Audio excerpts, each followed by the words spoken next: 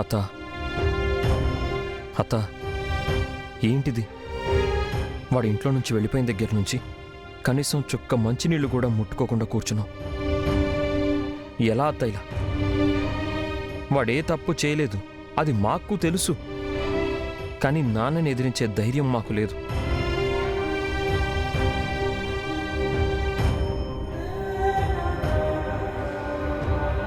నువ్వైనా ఎందుకు కామ్గా ఉన్నావు అత్తా? నాన్నకెదురు మాట్లాడలేకనే కదా. పరిస్థితులు సద్దుమణిగాక వాణ్ణి మళ్ళీ ఇంటికి ఎలా తీసుకురావాలి ఏంటనేది ఆలోచిద్దాం. నువ్విలా ఏడుస్తూ పస్తులుంటే చూస్తూ మేము తట్టుకోలేమత్తా. అత్త, వాడేనా నీ బిడ్డ? మేము నీ బిడ్డలం కాదా? నువ్విలా ఏమీ తినకుండా తాగకుండా ఉంటే మేమందరం ఎలా తింటామనుకుంటున్నావు? దుర్గా,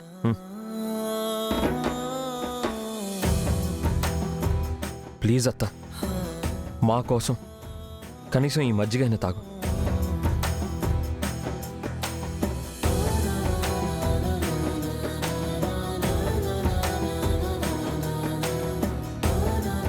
ఏంటత్త ఈ మొండితనం? వాడి మీద ప్రేమతో నువ్వు తిండి తిప్పలు మానేసి నువ్వు ప్రాణాల మీదకి తెచ్చుకుంటావా? అవునరా, ప్రాణాలు తీసుకుంటా. వాడే నా ప్రాణంగా బతికినాను. ఈ పొద్దు వాడింట్లో నుంచి వెళ్ళిపోయినాడు. అయినా చేతకందల్లాగా గమ్ము నుండిపోయినాను. మీ అమ్మ మీద ఒట్టేసి యా పొద్దైనా చిన్న పొరపాటు చేసినాడా? మరి మరి మీ నాయనకి ఎందుకు రాదు అర్థం కావడం లేదు. వాడి గురించి ఇంట్లో మాట్లాడడానికి వీల్లేదని చెప్పాను కదా. వాడి గురించి డిస్కషన్ ఏంటి? తప్పు చేశాడు, ఇంట్లోంచి వెళ్ళిపోయాడు. ఏ తప్పు చేయని వాడి గురించి అయితే బాధపడాలి. తల్లి మీద ఒట్టేసి మరీ తప్పు చేసిన వాడి గురించి ఇలా తిండి తిప్పలు మానేసి నువ్వు బాధపడ్డమేంటి? అందరికీ చెప్తున్నాను, ఈ ఇంట్లో వాడి పేరు కూడా వినడానికి వీల్లేదు. అలాంటి పనికి మాలిన వాడిని ఇన్ని రోజులు ఈ ఇంట్లో ఉండనివ్వడమే నేను చేసిన పెద్ద తప్పు. ఇంకా ఆపుతావా? నీకు వాడి గురించి ఎంత చెప్పినా అర్థం కాదన్నా. నువ్వు అప్పుడు తప్పు చేయలేదన్నా, ఇప్పుడు చేసినావు తప్పు.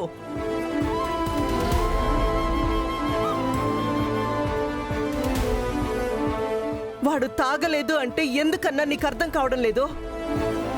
ఒక్కోసారి మన కళ్ళతో చూసినది కూడా నిజం కాదన్నా. కానీ నేను కళ్ళతో చూసిందే నమ్ముతాను. వాడు వాళ్ళ అమ్మ మీద ఒట్టేసింది నిజం. వాడు తాగొచ్చింది నిజం. అది నా కళ్ళారా చూసింది కూడా నిజం. ఇందులో ఏది అబద్ధం?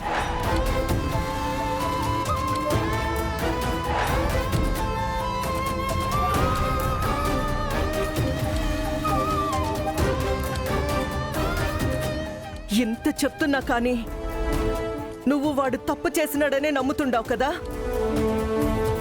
నా అల్లుడి మీద నీకు నమ్మకం లేకపోవచ్చు, నాకు నమ్మకం ఉంది. వాడు తప్పు చెయ్యడు.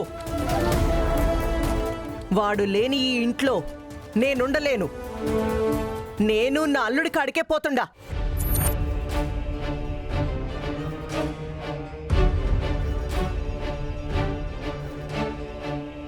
అన్నపూర్ణ,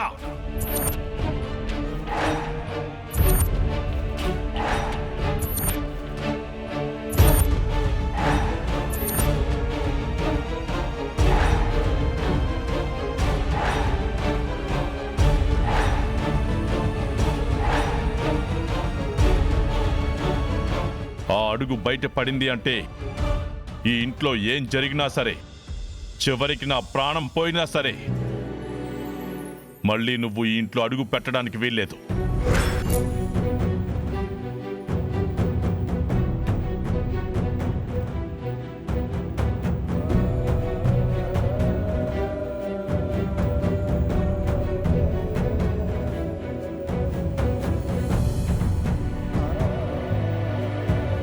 ఏ వాడే ఎక్కువయ్యాడా నీకు?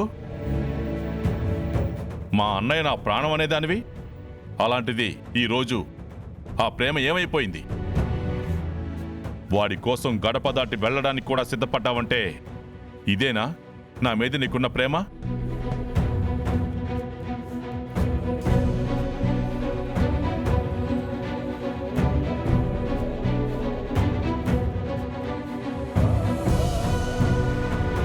అన్నా, ఈ ఇంట్లో నువ్వెంతో వాడు కూడా అంతే. నాకు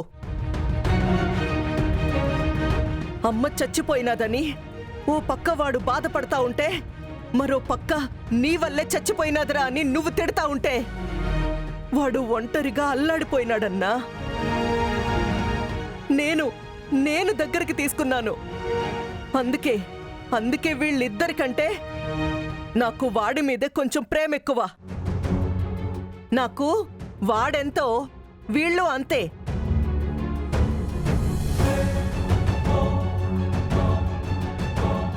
కాకపోతే వాడి ఒంటరితనం దూరం చేయడానికి వీళ్ళిద్దరినీ పక్కన పడుకోబెట్టుకున్నా. వాణ్ణి మాత్రం ఇక్కడ నా గుండెల మీద పడుకోబెట్టుకుని పెంచినా అన్నా. అట్టంటోడు ఈ పొద్దు ఇంట్లో నుంచి వెళ్ళిపోయినాడంటే నాకెట్లుంటాదన్నా? చెప్పు.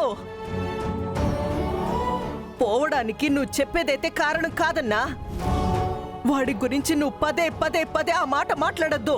వదినమ్మ కోసం చచ్చిపోతాడన్నా వాడు పోయి తాగేదేంటి? ఒక్కటి గుర్తుపెట్టుకో అన్నా, నేను ఇల్లు దాటితే ఇంట్లోకి రావడానికి వీల్లేదని చెప్పినావుగా. దాటను, ఏడనే ఉంటా. కానీ నా అల్లుణ్ణి మళ్ళీ ఇంటికి తీసుకొచ్చేదాకా ఒక్క మెతుకు అన్నం కూడా ముట్టను. అది మతికి పెట్టుకో. నేను ఏడ్నే కూర్చుంటా.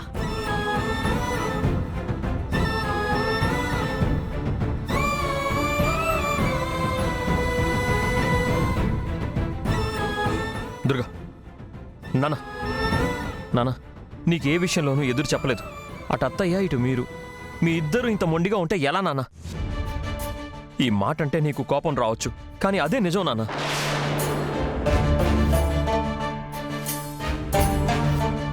అవునన్నా, వాడు తాగుతాడు, తిరుగుతాడు, కానీ ఏ రోజు ఎవరిని ఇబ్బంది పెట్టింది లేదు. వాడెంత తాగొచ్చినా నీ ముందు నిలబడ్డానికి భయపడేవాడు. ఏ రోజైనా తాగేసి వచ్చి మీ ముందు నిలబడ్డా?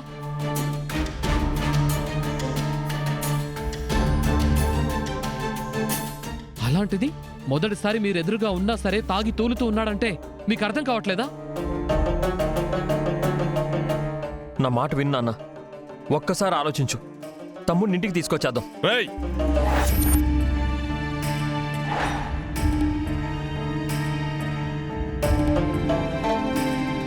నిజంగా మీ నమ్మకమే నిజమైతే, వాడు ఏ తప్పు చేయలేదని తెలిస్తే వాడి కాళ్ళు పట్టుకుని క్షమాపణ చెప్పి నేనే వాడిని ఇంటికి తీసుకొస్తాను.